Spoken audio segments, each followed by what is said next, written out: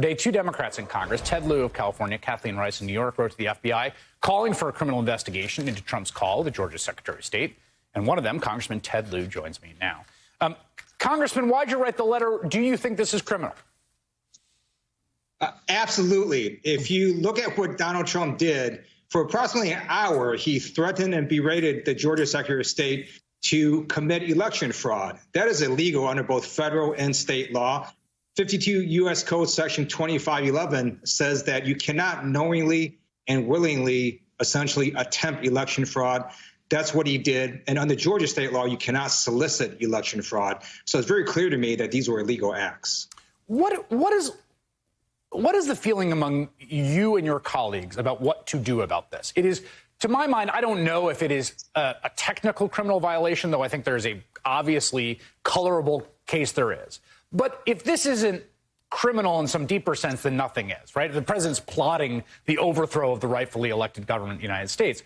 What is your duty in the House Democrats to do here?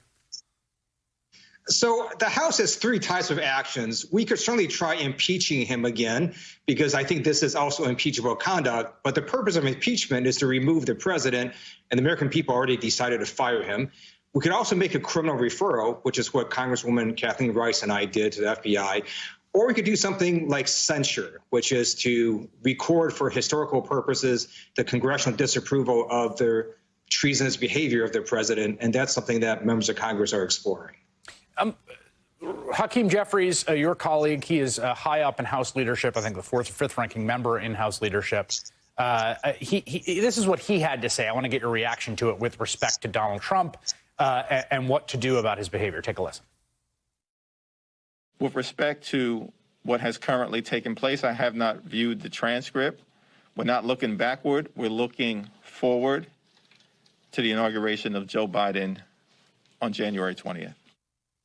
I understand and am sympathetic to that attitude, and I think, you don't want to make more of what he's doing. I also understand the Democrats have a very big legislative agenda they'd like to pursue.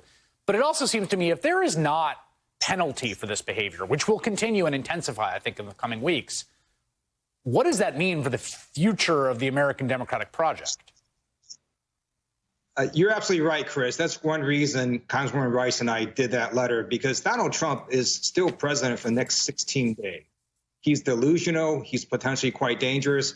He needs to know there are potential consequences to his illegal behavior. And if he knows that law enforcement is going to look into it, or if there's referrals for law enforcement to look into it, it might mitigate his behavior.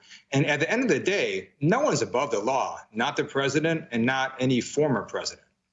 Congressman Ted Lieu of California, thank you so much for making time tonight. I appreciate it. Thank you, Chris. Michael Brown.